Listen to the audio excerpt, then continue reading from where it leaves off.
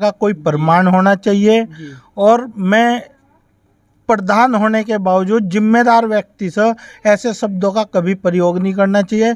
दूसरी बात, अगर उन्होंने कोई प्रस्ताव दिया है तो वो जनता को दिखाएं और जनता के बीच में उस प्रस्ताव को रखें। अभी तक उसके पास पिछली बार भी वो इसलिए बोकड़ाया हुआ है, वो भ्रष्टाचार का आरोप है उस पर, विचाराधीन चल रहा है, इसलिए वो परेशान है। ये महिला सीट आ गई प्रधानी की, महिला को अधिकार है चुनाव लड़ने का।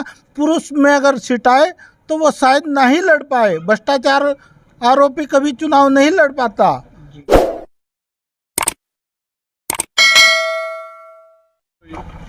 हरिद्वार में त्रिस्तरीय चुनाव अपनी चरम सीमा पर है। हालांकि चुनाव में 2 साल की देरी हो चुकी है और गांव देहात का जो विकास है वो ठप हो चुका है।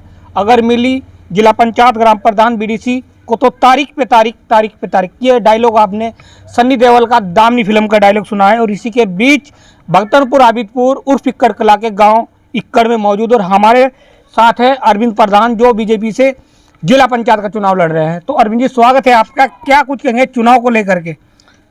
मैं धन्यवाद सरकार का करना चाहता हूं। अब किसी तरह से उन्होंने अपनी रणनीति को चुनाव की परिस्थिति देखते हुए तैयार स्थिति में करा है और अब कल शायद आरक्षण जारी, अब 20 तारीख को आरक्षण की सूची दोबारा, पूर्व में जो आरक्षण हुआ था वो निरस्त कर दिया गया है। नया आरक्षण जारी के लिए आदेश जारी कल या परसों में हो जाएगा और 25 तक 27 तक आरक्षण जारी हो जाएगा। क्या मानते हो, चुनाव में 2 साल की देरी हो चुकी है, सरकार की है या अधिकारियों, क्या कहोगे इसको लेकर के आप?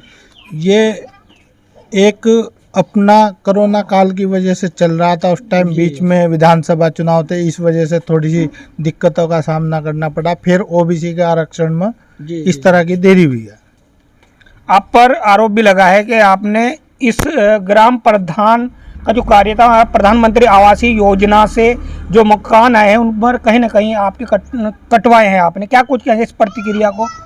मैं आरोप को तो ऐसा कहना चाहता हूँ, 2015 में प्रधान ने शपथ ली थी जी, और मुझे याद है कि 29 तारीख को उन्होंने शपथ ली थी और 20 तारीख तक उनका कार्यकाल 21 तक चलता आया है। उस बीच में उन्होंने कोई भी मकान पंचायत को, गरीब लोगों को, देवतुल्य जनता ने जिन्होंने उन्हें चुनकर आगे भेजा था, उनके किसी प्रकार से कोई मकान उन्हें आज तक नहीं दिया है।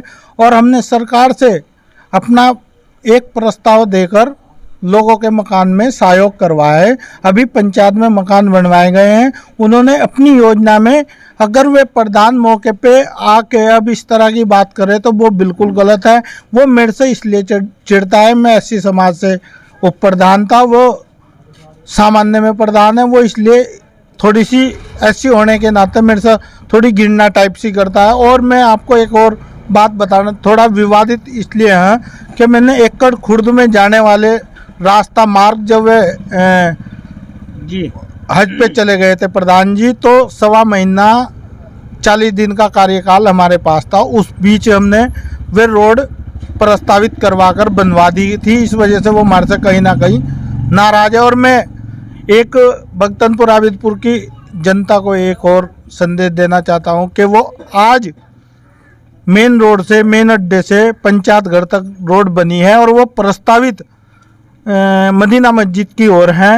वो कभी भी अगर प्रधान को उससे दिक्कत है तो उस रोड को आगे के कार्य करवाए जा सकते हैं। क्या मानते हो, उन्होंने कहा कि 213 मकान, यहाँ के आप पर भी आरोप लगा है, मुबारक डॉक्टर पर भी आरोप लगा है, उन्होंने कहा है कि विकास प्रधान के द्वारा आपने उनके साथ मिलकर इस ग्राम पंचायत के जो गरीब आवासीय मकान आने थे वो कटवाए हैं। इसको आप बात को खारिज करते हैं, क्या कुछ कहेंगे इसको? देखिए, मैं अगर राजनीति में, मैं उस पर मानहानि का मुकदमा भी करवा सकता हूँ। इस तरह का कोई प्रमाण होना चाहिए और मैं प्रधान होने के बावजूद जिम्मेदार व्यक्ति से ऐसे शब्दों का कभी प्रयोग नहीं करना चाहिए। दूसरी बात, अगर उन्होंने कोई प्रस्ताव दिया है तो वो जनता को दिखाएं और जनता के बीच में उस प्रस्ताव को रखें। अभी तक उसके पास पिछली बार भी वो इसलिए बोकड़ाया हुआ है, वो भ्रष्टाचार का आरोप है उस पर, विचाराधीन चल रहा है, इसलिए वो परेशान है। ये महिला सीट आ गई प्रधानी की, महिला को अधिकार है चुनाव लड़ने का। पुरुष में अगर सीट आए तो वो शायद नहीं लड़ पाए। भ्रष्टाचार आरोपी कभी चुनाव नहीं लड़ पाता, कोई भी हो। इसमें दूसरी बात, मकान मेरे 139 की सूची आज भी मेरे यहाँ प्रस्तावित रखी है। इस प्रधान ने खाली हमारे से प्रस्ताव लेने का काम करा है और कोई काम नहीं करा।